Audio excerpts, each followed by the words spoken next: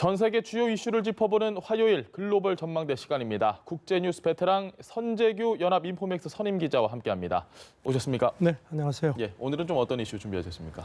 오늘은 그 중국 시진핑 주석이 아주 공들이고 있는 이른바 1대1로 예. 그러니까 해상, 육상 실크로드 재현하겠다는 이제 그런 걸 한번 다뤄볼까 합니다. 알겠습니다. 그 모든 길이 로마로 통한다는 그런 말이 있는데 예. 아마 시진핑 주석은 이거를 모든 길이 베이징으로 통하게 하고 싶은 모양입니다. 그래서 두 마리 이제 시장하고 예. 원료를 한꺼번에 잡는 이른바 두 마리 토끼잡이 그리고 어떤 중국몽 이걸 하고 싶어 하는 모양인데 지금 아시다시피 트럼프 대통령은 자꾸 안으로 이렇게 움츠러드는 예. 반면에 중국은 이른바 그 굴기라 그래가지고 나가려고 하니까 그런 타이밍도 좀 적절하고 한데 트럼프가 그냥 가만히 놔두진 않습니다. 알겠습니다. 아주 원대한 꿈을 꾸고 있는 것 같은데 이 중국이 추진하고 있는 1대1로 프로젝트 구체적으로 어떤 사업이고 어떻게 추진하고 있는지 박가영 앵커가 전해드리겠습니다. 네, 고대 동서양을 이어주던 중국의 실크로드 많이들 알고 계시죠? 지금 중국이 추진하고 있는 경제협력 프로젝트 1대1로가 바로 과거의 영광을 되찾으려는 현대판 실크로드라고 할 수 있습니다. 이 사업은 2013년 중국 시진핑 국가주석의 제안에서 시작이 됐는데요. 여기서 일대는 중국에서 중앙아시아, 유럽까지 이어지는 육상 실크로드를 의미하고요. 일로는 동남아시아에서 유럽을 거쳐 아프리카까지 이어지는 해상 실크로드를 의미합니다. 지금 이 지도로 보시는 것처럼요. 중국을 중심으로 해서 거대한 경제 벨트를 만들어서 세계 경제 패권을 장악하겠다는 야심찬 계획인데요. 중국이 국유은행을 통해서 상대국에게 자본을 빌려주고 중국 국유 기업들이 사업에 참여를 해서 대규모 사회 기반 시설을 건설하는 방식으로 진행이 됩니다. 현재 100여 개의 국가와 국제기구가 참여한 가운데 중국은 2049년까지 이 프로젝트를 완성하는 게 목표입니다. 일각에서는 중국의 1대1로가 제2차 세계대전 후 미국의 서유럽 재건 계획인 마션 플랜과도 닮았다고 이야기하고 있습니다. 중국에서는 이런 의견에 반박하면서 성과 띄우기에 나서고 있지만 상황이 생각보다는 쉽게 풀리지 않는 모양새인데요. 보다 자세한 이야기 이어지는 대담에서 짚어보겠습니다. 네, 마셜 플랜도 그렇고 1대1로도 그렇고 참 돈이 많이 필요하다라는 그런 네. 생각이 드는데 이게 지금 시작부터 공은 들이고 있지만 좀 곳곳에서 파열음이 있다는 얘기를 들었습니다. 네, 지금 여기저기서 조금 좀 이렇게 불편한 그런 소리들이 나오는데요. 예.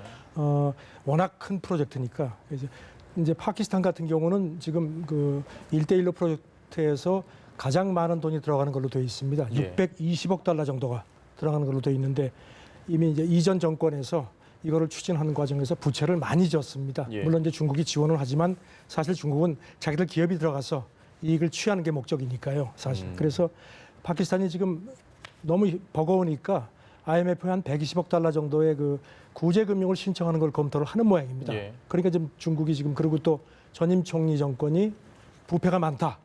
그래서 조사하겠다고 하니까 지금 중국도 좀 난처하고요. 그다음에 이제 말레이시아 쪽에서도 또 조금 좀 싫은 소리가 나옵니다. 마하티르 총리가 이제 90대인데 다시 총리가 됐죠.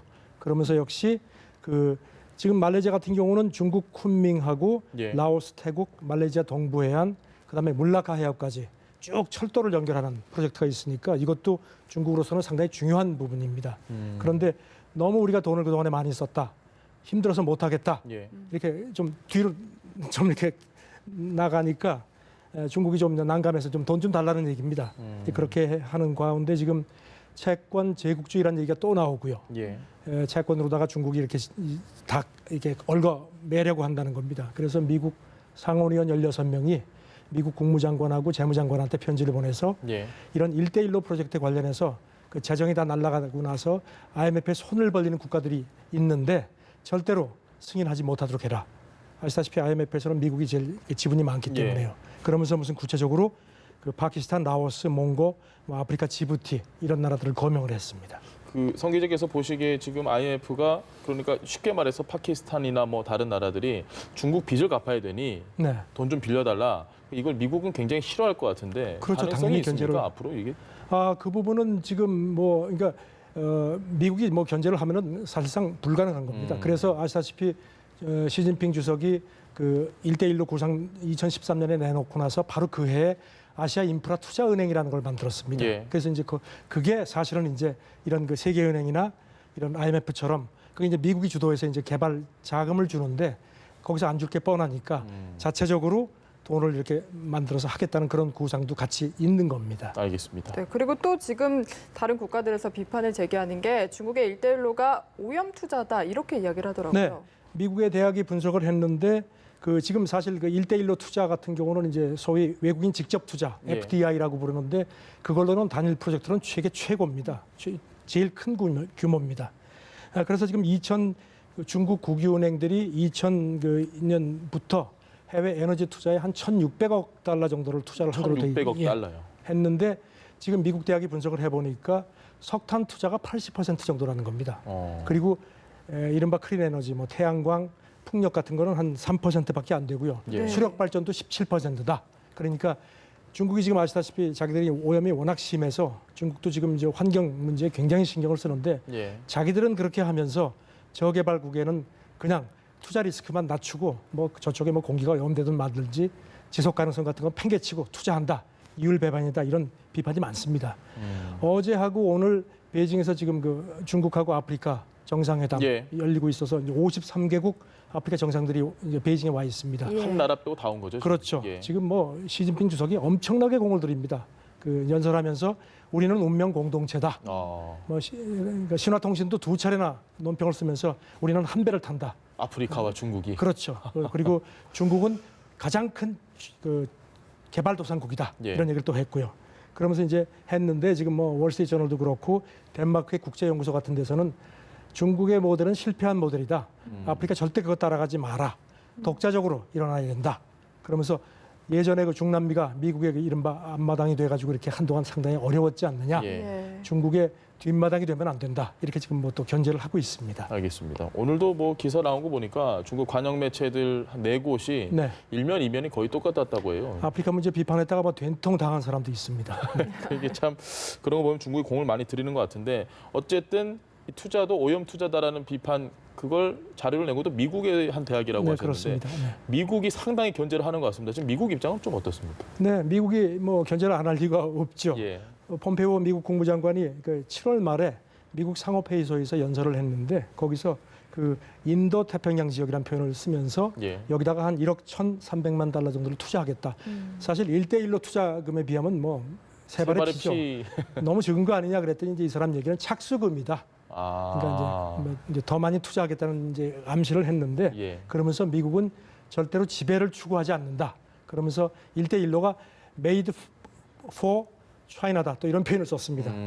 그러니까 이제 1대1로 맞불 놓기다 이런 얘기인데 그 트럼프 행정부가 들어서 가지고선 오바마 때는 아시아 태평양이라는 표현을 많이 썼죠. 예. 근데 작년 11월부터인가 인도 태평양이라는 인도 표현이 태평양. 이렇게 부각이 되고요. 예. 그다음에 또 그 미국의 그 사령부 중에서 태평양 사령부가 있는데 그것도 인도 태평양 사령부로 명칭을 바꿨다고 합니다. 그래서 지금 이제 그리고 또 다음 달에 뉴델리에서 인도하고 미국 간의 그 국방장관 연석회의 이른바 예. 2+2를 처음으로 합니다. 물론 그동안에 몇 차례 연기가 됐습니다. 지금 뭐 엄청나게 인도 이렇게 끌어들이려고 이제 달래가 좀 굉장히 부심하고 있습니다. 네, 지금 미국의 구애를 받는 인도는 그렇다면 어떤 입장인지 궁금한데요. 인도는 양다리 걸치기 같습니다. 모디 총리가 상당히 애를 태웁니다. 예. 그래서 지금 뭐 그래서 그런지 백악관에서 트럼프 대통령이 모디 그 영어 어설프게 하는 흉내를 낸 게 또 이게 또 나와가지고 인도가 좀 발끈한다고 하는데 일단 거리두기를 하고요. 예. 지난 6월에 그 상하이 협력기구라는 게 이제 러시아하고 중국이 주도해서 이제 주변국들 경제협력기구인데 거기 인도도 들어가 있습니다. 거길 갔는데 거기서 1대1로 지지하는 성명이 나왔는데 예. 모디 총리는 서명을 안 했습니다. 그러면서 이제 그 중국을 애태우는 거죠. 왜냐하면 파키스탄하고 앙숙인 건 아시죠? 예. 그러니까 이제 그 파키스탄하고 중국하고 지금 경제 회랑이라는 걸 만드는데 그게 뭐 엄청난 규모인데 그게 지나가는 지역이 카슈미르 지역입니다. 예. 인도하고 지금 파키스탄이 뭐 해묵은 분쟁하는 곳이죠. 예. 그런 것도 있고. 그래서 지금 뭐 아주 견제를 하는데 그러면서도 모디 총리는 중국하고 내년에도 그 격이 없는 정상회담하고 뭐 수자원 협력하겠다. 그러니까 완전히 지금 이렇게 양다리 걸치는 모습을 아주 서슴없이 드러내고 있습니다. 이게 아시아에서 벌어지고 있는 일이긴 하지만 1대1로의 계획은 사실 유럽도 지금 그럼요. 무시할 수 없는 상황이고 네. 일본도 지금 뭐 아프리카 정상을 다 초청해서 아주 공을 들이고 있고 유럽과 네. 일본도 좀 애매한 입장인 것 같아요 지금. 트럼프 눈치를 안 볼 수는 없는데 예. 일단 뭐 거기도 뭐 제 눈에는 양다리 걸치기입니다. 유럽 같은 경우는 이제 그 마크롱 프랑스 대통령이 예. 얼마 전에 그 유럽 안보를 더 이상 미국에 기대지 말자 이런 예. 얘기를 했고 독일 외무장관도 지금쯤 이제 우리가 미국하고 어떤 안보 관계를 좀 이렇게 재평가할 때가 된 것 같다. 메르켈 총리가 나서 가지고선 독일 정부 입장은 아니다 하면서도 근데 뭐 나쁘지 않은 것 같다 이런 식의 살짝 거들었습니다. 예. 그 반면에 또 유럽연합을 자문하는 그 유럽경제위원회가 있는데 거기 대표가 홍콩 신문하고 회견하면서 유럽연합이 그 중국하고 이렇게 짝짝꿍이 돼가지고 미국이 견제하지 않는다. 이렇게 또 살짝 또 이렇게 또 좀 너무 좀 나갔다 싶으니까 좀 이렇게 뺐는데요. 예. 이런 게 있고 그다음에 일본도 지금 미국 눈치를 많이 보는데 얼마 전에 그 1대1로 그에서 그 중국이 그 제3국이 하는 프로젝트에 예. 일본 기업이 같이 들어가자. 또 그런 걸 만들기로 했다고 요미우리 신문이 보도를 했습니다. 미국에 사전에 통보를 했는지 모르겠지만 통보를 설사 했다고 해도 트럼프 입장에서는 기분이 결코 좋을 리가 없을 것 같습니다. 알겠습니다. 네. 우리나라 이야기를 해보자면은 문재인 대통령이 최근에 이 동아시아 철도 공동체 네. 만들자고 이야기를 했잖아요. 네. 그럼 역으로 이거에 대한 중국의 생각은 어떨지도 궁금한데요. 어떨 것 같으세요? 그러니까 일단 별로 안 좋아할 것 같아요. 예, 그래서 연합뉴스 그 베이징 지국에서 예. 중국 외교부에 그렇게 돼 있는데 거기에 대해서 어떻게 생각하는지 참여하겠느냐 했더니 중국 외교부 대변인이 뭐라고 했냐면 제가 그대로 읽어드릴게요. 예. 중국은 유관국들이 제의한 것이 지역 협력에 도움이 된다고 본다. 지역 평화와 발전 촉진을 위한 제의에 원칙적으로 모두 개방적이다. 원칙적으로 네, 개방된다. 그러니까 들리네요. 문재인 대통령이 뭐 한 그 동북아 철도 공정체 이런 표현을 한 마디도 쓰지 않았습니다. 중국이 항상 그 좀 이렇게 애매하게 얘기할 때 유관국이라는 표현을 옛날에 그 북핵 문제 때도 많이 썼거든요. 예.